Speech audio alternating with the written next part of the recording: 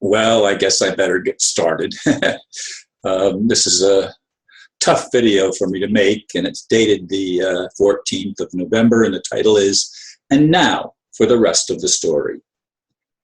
People my age who grew up in the US will recognize that line as the opening by Paul Harvey, as he reported what he saw as news behind the news on mainstream media. Google him. Let me say the same thing, since most have no idea what is happening with me on the home front. This includes info about things in my son's home where I've been living since February, and things in the groups I have been part of in the local community for years. Let me say that it's been the most difficult challenge of my life, like riding an emotional roller coaster, as I've said before. I not only want real change, I feel my very life depends on it. Indeed, it is a difficult subject.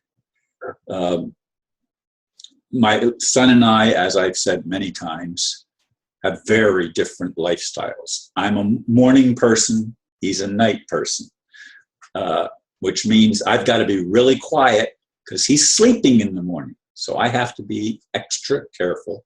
And he has had to amend some of his normal habits, including having friends over and stuff after the bars close and staying up till 4 or 5 o'clock in the morning. So there's been adjustments that we've both had to make. And I must admit that I'm very pleased that he does express his love to me. And he does his best to try to accommodate the situation of having me living under his roof, again, when our lifestyles are so different from one another.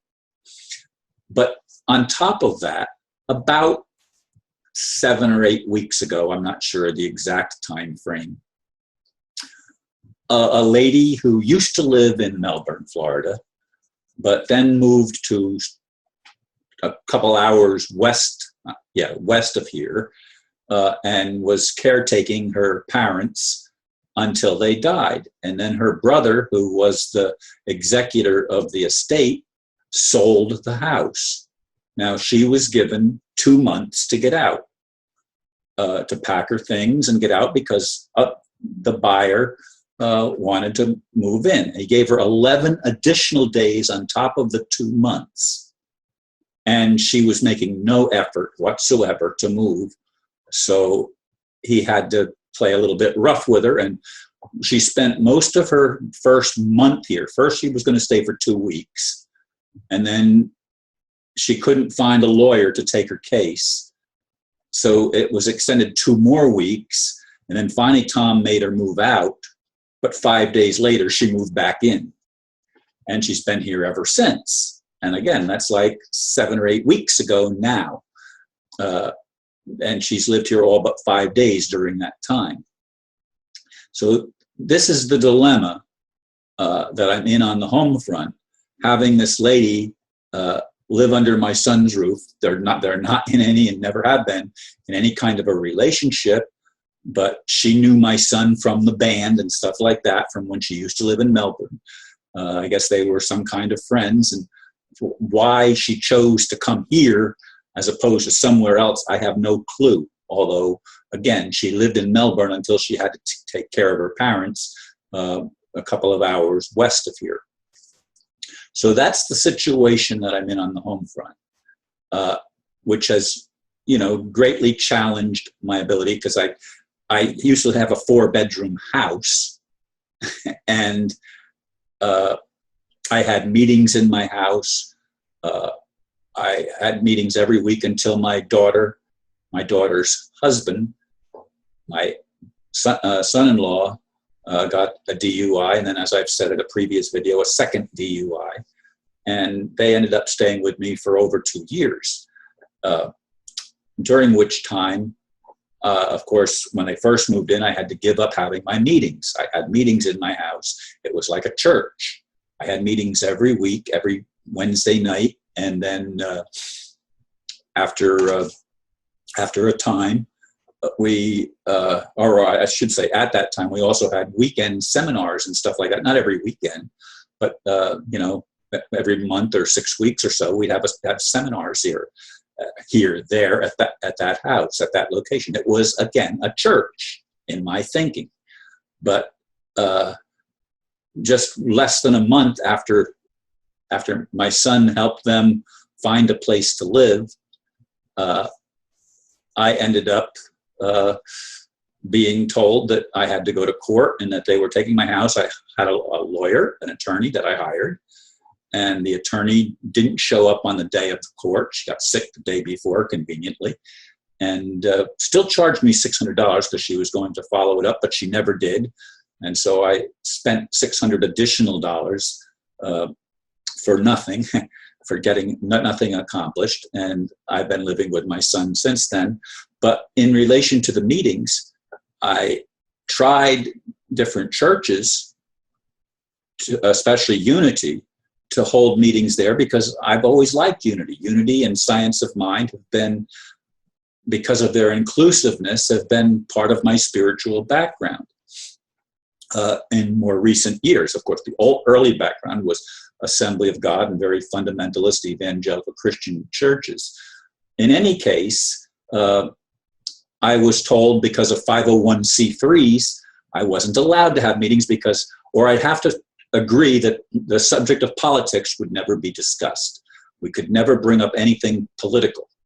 And that's still the way it works in the United States. Even the Methodist church that I'm going to regularly now for the last several months, they're very, very careful not to show any political partisanship one way or another. It's very, very controlled. I wouldn't be that controlled, so I won't get opportunities like I used to get to speak in churches, and they didn't used to give me such critical requirements. But basically, it shut down my local community. I still had one support group, one, that I go to on Friday nights. And this past Friday night, I was a bit disappointed because I had received that award recognizing me in the community.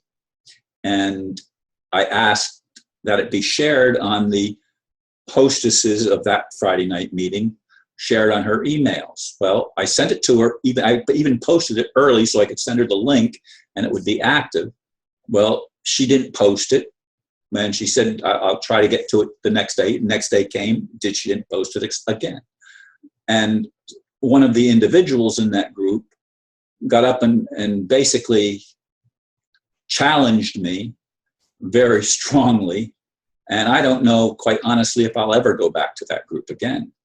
So I'm not only living under a roof where there is not spiritual support that I'd like to have, there is also in the local community the spiritual support that I'd like that I don't get there. In the Methodist church that I've been going to, the only real good connection has been with the minister's granddaughter, who sort of just opened up to me. I mean, she usually sits in the row in front of me, and she just would come in and just start sharing about school and about other things with me.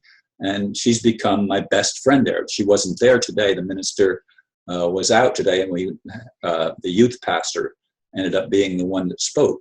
But in any case, I've been challenged both on the home front and the spiritual community front, which leaves me isolated in a way that I've never been in my whole life. And it bothers me. I mean, I have connections with people all over the world, but in my local community, I don't have those connections. And it's heartbreaking to me and very challenging for me. So I wanted to put this out so that you'd understand. And just in a brief closing, tomorrow I'm going to do a video about Donald Trump, which is going to be very interesting to some of you. It was interesting to me. Anyway, that's all for today. I see the time is up, so namaste.